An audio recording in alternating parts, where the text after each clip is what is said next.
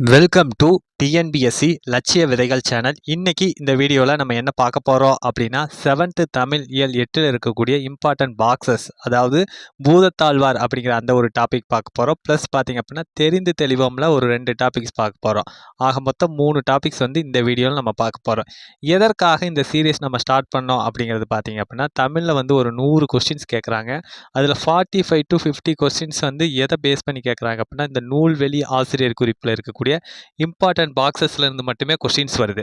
இந்த கொஸ்டின்ஸை நீங்கள் அடிக்க வைக்கணும் அப்படிங்கிற அந்த ஒரு நோக்கத்துக்காகத்தான் இந்த சீரீஸ் நம்ம ஸ்டார்ட் பண்ணுறோம். ப்ளஸ் உங்களுக்கு ரிவிஷன் ஃபேக்டரிலையும் இது ரொம்பவுமே பயனுள்ளதாக இருக்கும் அப்படிங்கிறதுனால இதை நம்ம ஸ்டார்ட் பண்ணுறோம்.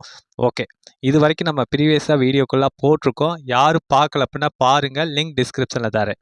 ஓகே, இன்னைக்கு பார்த்தீங்க அப்படின்னா பூதத்தாழ்வார் அவரை பற்றி பார்ப்போம். இந்த பூதத்தாழ்வாரை பற்றி ஒரு பாடல் இடம்பெற்றிருக்கு பாடப்பகுதியில். என்ன அப்படின்னா, அன்பே தகலியா ஆர்வமே நெய்யாக இன்புருகு சிந்தை இடுதிரியா அப்படிங்கிற அந்த வரிகள் கொண்ட ஒரு பாடல் இடம்பெற்றுள்ளது. ஓகே, இந்த பூதத்தாழ்வார் எங்கு பிறந்தவர் அப்படின்னா, சென்னையை அடுத்துள்ள மாமல்லபுரத்தில் பிறந்தவர் தான் இந்த பூதத்தாழ்வார் அவர்கள். ஓகே, இவர் 4000 திவ்ய பிரபந்தத்தில் 2ஆம் திருவந்தாதியை இயற்றியுள்ளார். ஓகேங்களா? ஓகே, அதே பார்த்தீங்க அப்படின்னா, இந்த பொய்கை ஆழ்வார் என்ன பண்ணியிருப்பார் அப்படின்னா, 1ஆம் திருவந்தாதி 4000 திவ்ய பிரபந்தத்தில் 1ஆம் திருவந்தாதியை ஏற்றிருப்பார். பூதத்தாழ்வார் 2ஆம் திருவந்தாதியை ஏற்றிருப்பார். ஓகே, இந்த அன்பே தகலியா ஆர்வமே நெய்யாக அப்படிங்கிறது 2ஆம் திருவந்தாதியில் இருக்கக்கூடிய முதல் பாடல். ஓகே, நெக்ஸ்ட் தெரிந்து தெளிவோம். அதாவது பார்த்தீங்க அப்படின்னா, அந்தாதி அப்படிங்கிறது என்ன அப்படிங்கிறது, அதாவது ஒரு பாடலோட இறுதி எழுத்தோ அசையோ சொல்லோ அடுத்து வரும் பாடலுக்கு முதலாக அமைவதை அந்தாதி அப்படின்னு சொல்லுவாங்க. ஓகே, இதற்கு ஒரு உதாரணம் பார்த்தா அப்படின்னா, கண்ணதாசனோட ஒரு ஃபேமஸான பாடல், அதாவது கடல் தாண்டி வந்தவனோ கடுப்பியதோர் கடுப்பலைகள் அப்படின்னு அந்த வரிகள் முடியும். கடுப்பலைகள் அப்படின்னு முடியும்.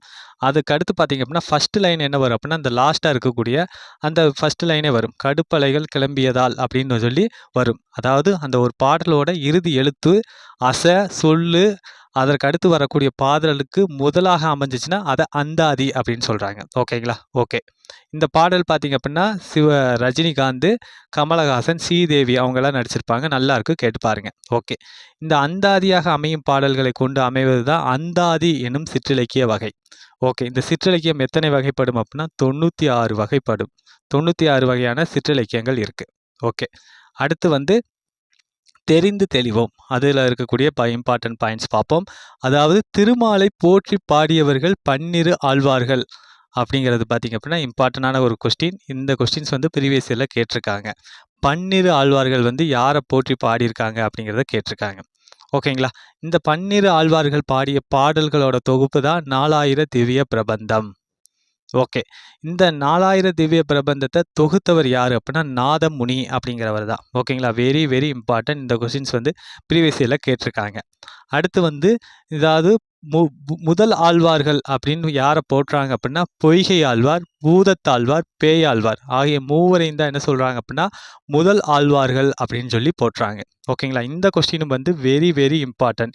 ப்ரீவியஸ் இயரில் இந்த கொஸ்டினும் கேட்டிருக்காங்க. முதல் ஆழ்வார்கள் எனப்படுபவர்கள் யார் அப்படிங்கிற மாதிரி கேட்டிருக்காங்க. ஓகே, மீண்டும் அடுத்த வீடியோவில் சந்திப்போம். தேங்க்யூ.